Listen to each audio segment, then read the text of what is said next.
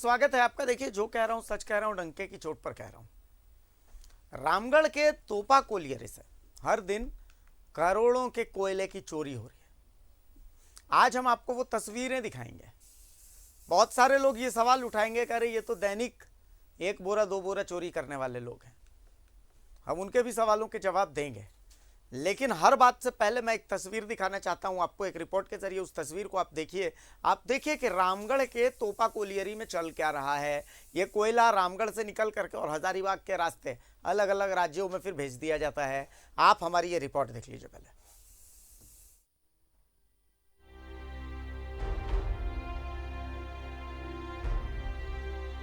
कोयला की चोरी देखिए, करोड़ों का खेला देखिए।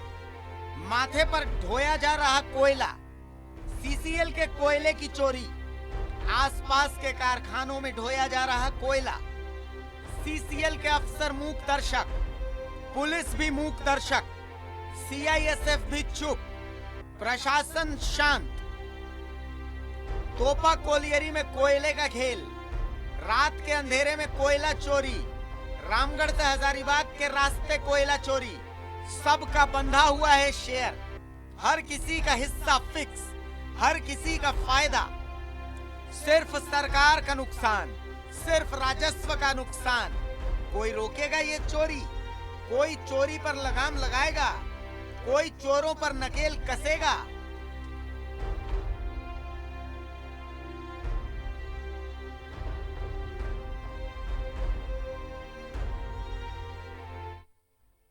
तो एक बार इन तस्वीरों को मैं चाहता हूं कि मेरा पैनल फिर से दिखाए। एक बार कोयला की ये तस्वीरें आप फिर से देखिए। उन तस्वीरों को देखेंगे तो आपको समझ में आएगा। असल में देखिए, सर पर बोरे में ढो ढो करके और सैकड़ों सैकड़ों लोग, हजारों हजार लोग जो हैं, ये कोयला भर करके और लेकर के जा रहे हैं। मैं सिंपल सी गणित पूछ रहा हूं, सर पर जो कोयला है अगर 20-20 किलो भी है, दिन भर में 5 राउंड भी अगर एक आदमी कोयले की चोरी करता है तो एक आदमी पूरे 1 क्विंटल कोयले की चोरी एक दिन में करता है। अगर 2000 लोग भी कोयले की ऐसे चोरी करते हैं तो आप सोचिए कि कितना नुकसान है। पहली चीज। दूसरी चीज,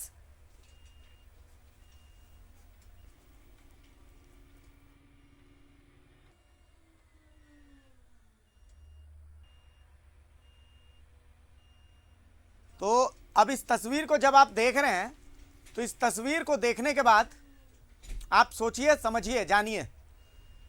अगर आपके घर में चोरी होती है, चाहे वो 10 रुपए की चोरी होती है, 100 रुपए की चोरी होती है, या 1000 रुपए की चोरी होती है, या करोड़ों की चोरी होती है, चोरी तो चोरी होती है। क्या आप किसी को अपने घर से 10 रुपए के सामान चोरी करने की इजाजत देते हैं? नहीं देते हैं। तो फिर आप सवाल क्यों उठाते हैं कि 1 बोरा और 2 बोरा कोयले की चोरी हो रही है? ये एक एक बोरा कोयला धीरे धीरे धीरे धीरे पूरे के पूरे एक ट्रेन के रैक की चोरी बन जाती है। और ये कब बोरे से रैक में कन्वर्ट हो जाती है ये किसी को पता नहीं चलेगा, आपको भी पता नहीं चलेगा। मैं बता देता हूँ, मामला गंभीर है। मैं फिर कह रहा हूँ, सवाल ये है कि रामगढ़ से होते हुए हजारीबाग भेज दिया जाता है ये कोयला तस्करी के लिए। रामगढ़ होते हुए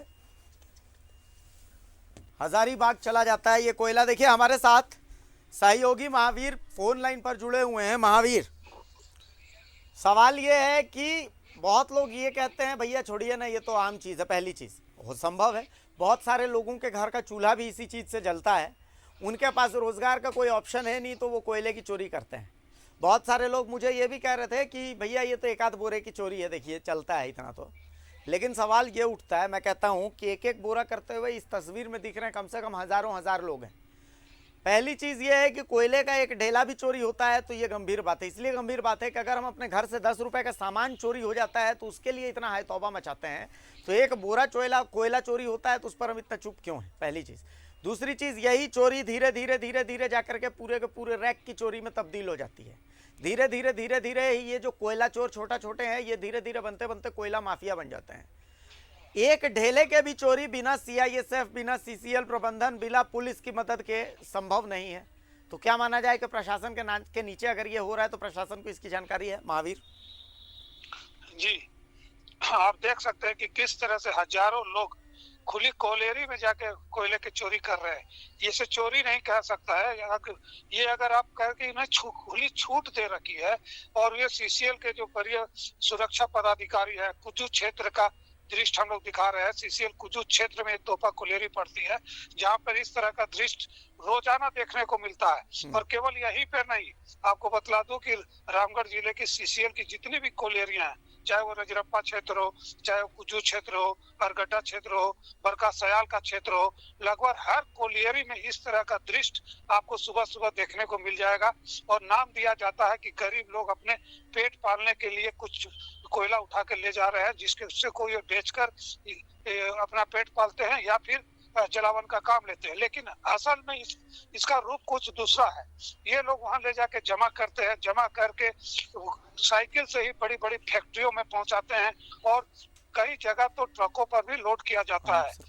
लेकिन इस सब से आंख बंद किए हुए जिला की पुलिस को इसमें नजराना मिलता है। सीसीएल के जो वरीय पदाधिकारी हैं, सुरक्षा पदाधिकारी हैं, उनको नजराना मिलता है।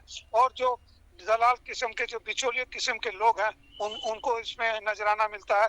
देखा जाए तो ये छोटी छोटी चोरियां बतलाकर बहुत बड़ी यहाँ पे चोरी कर रहे हैं। रोजाना हजारों हजार टन कोयले की वहां से चोरी होती है।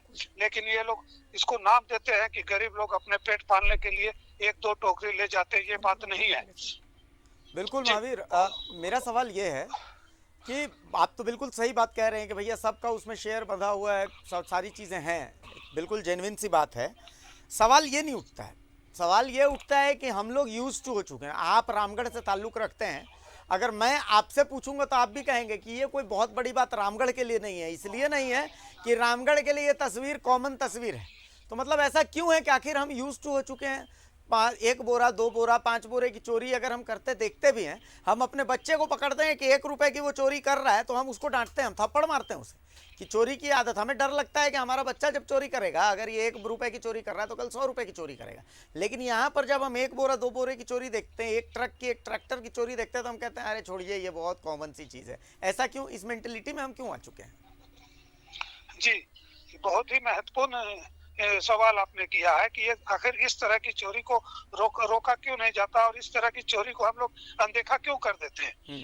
यही सवाल यहाँ के पुलिस प्रशासन को, और यहाँ के जो सबसे बड़ा कि सीसीएल के जो कुजू क्षेत्र के जो सीसीएल के जो सुरक्षा प्रभारी है, सुरक्षा इंस्पेक्टर है, उन लोगों से करना चाहिए जो जानबूझकर इस तरह की चोरी होने देते हैं।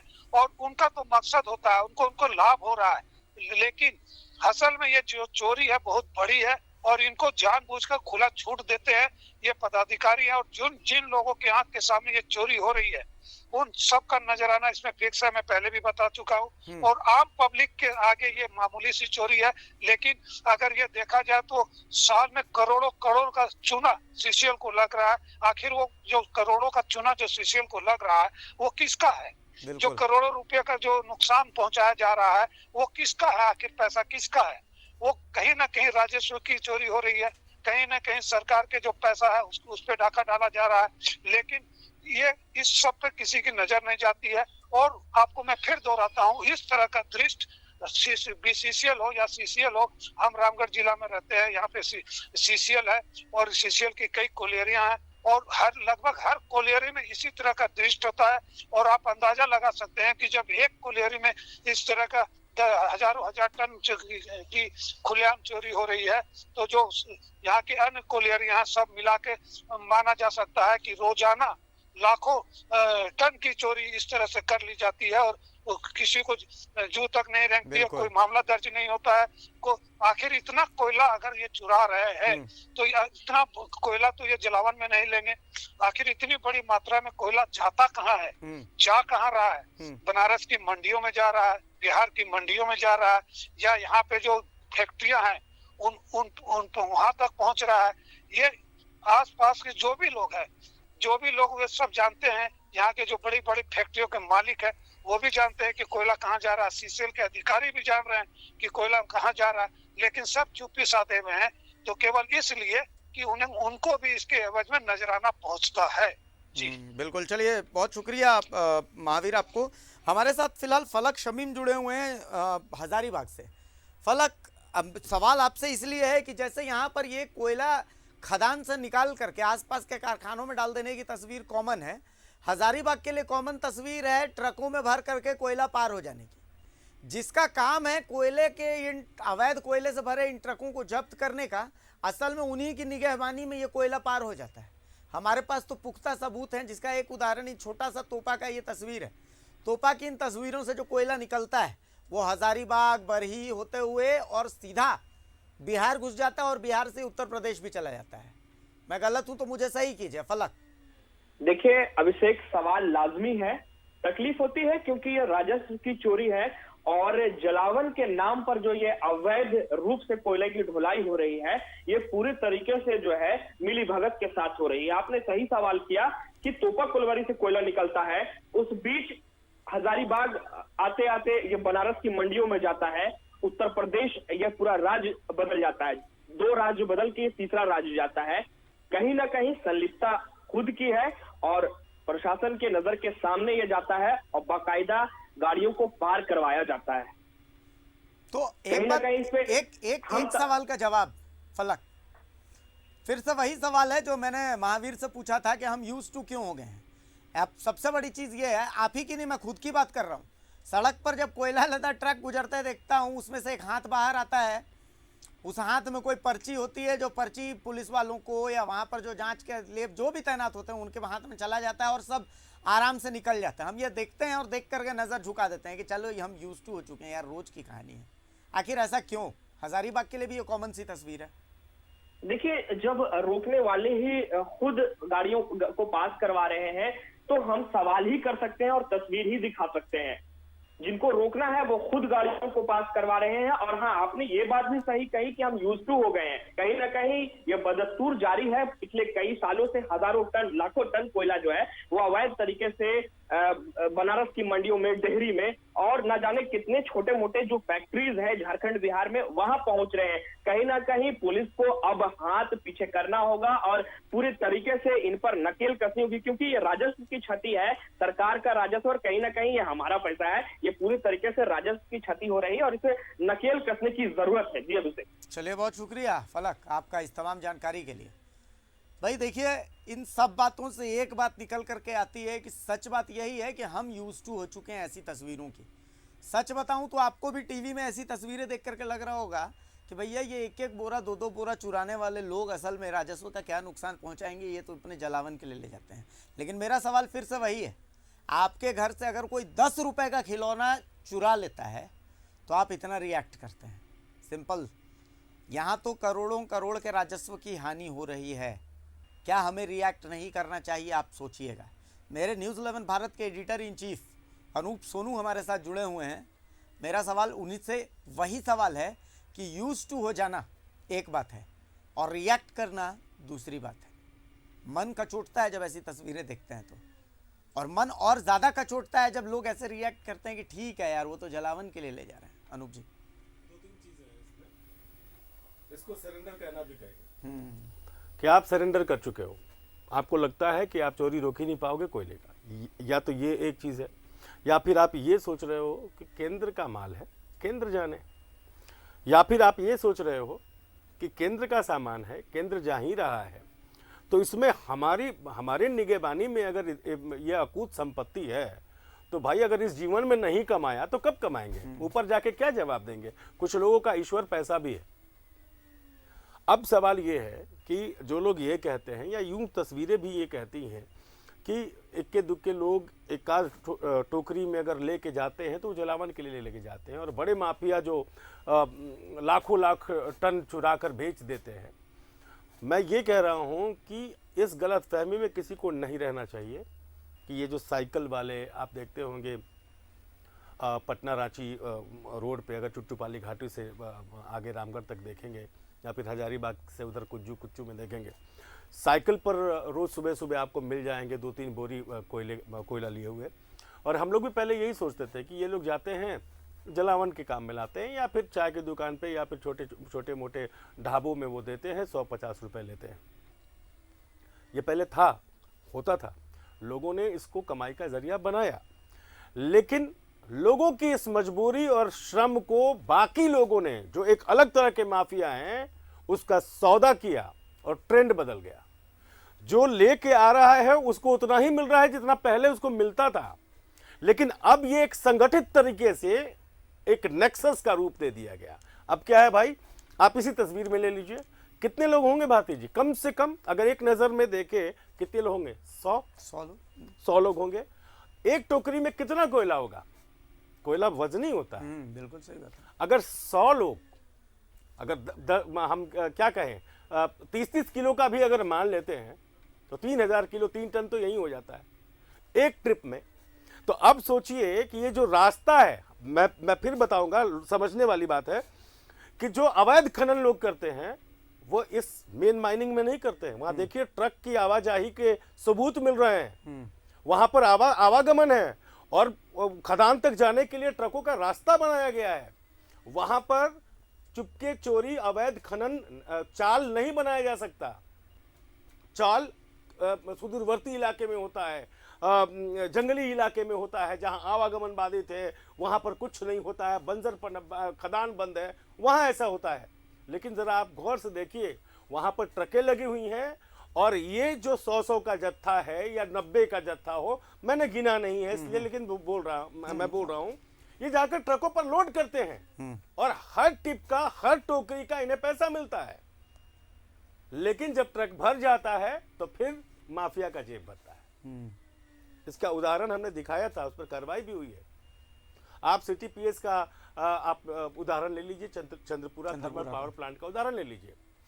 उस तक पहुंचने वाला रैक पावर प्लांट का कोयला चंद्रपुरा रेलवे स्टेशन से थोड़ा सा आगे रैक को धीरे किया जाता है, लोग चढ़ते हैं, कोयला फेंकते हैं, रैक भी लग जाती है, कभी साइकिल पर ढो के दूर पर एक निश्चित जगह पर ट्रकें खड़ी होती हैं और उन ट्रकों पर उन कोयलों को लाद कर वेस्ट बंगाल रानीगंज भेजा जाता है। बनारस इधर गया के रास्ते वो बनारस तक पहुंचता है, डेहरी ऑन सोन के रास्ते बनारस तक पहुंचता है।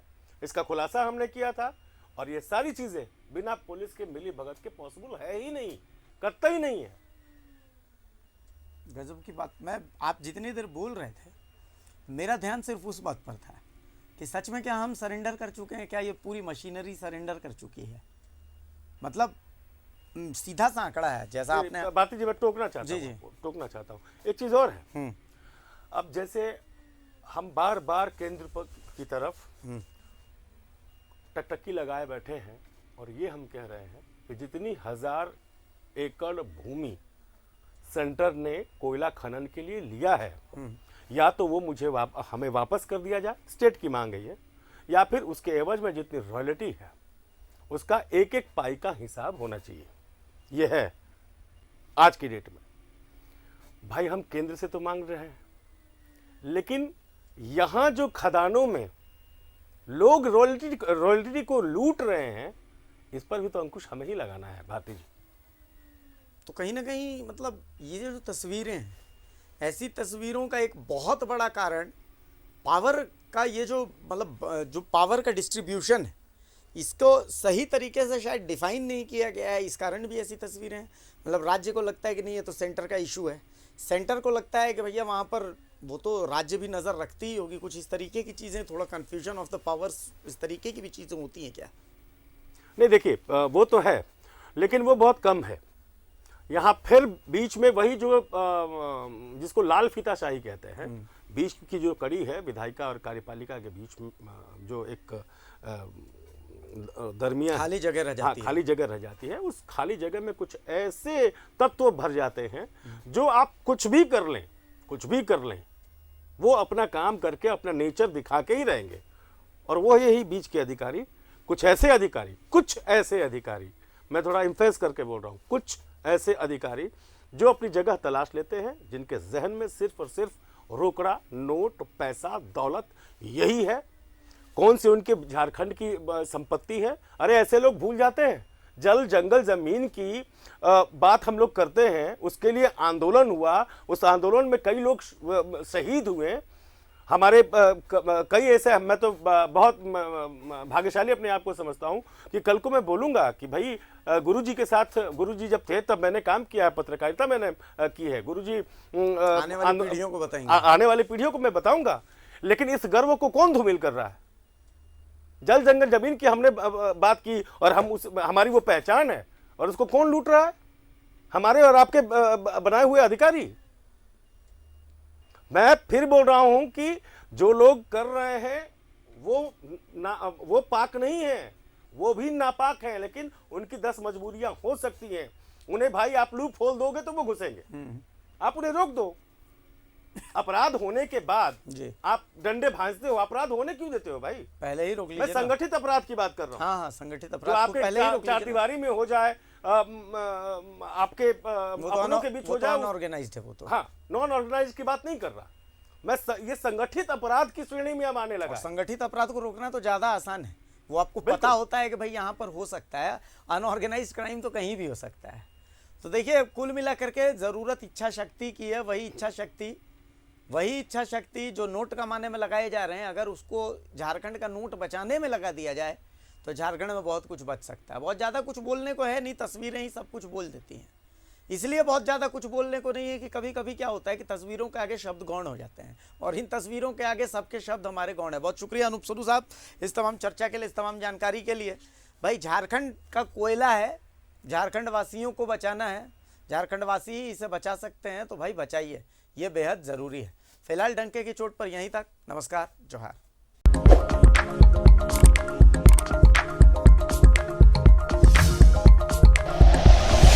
Like and share videos, subscribe करें हमारा चैनल और प्रेस करें बेल आइकॉन। न्यूज़ 11 भारत, सच है तो दिखेगा।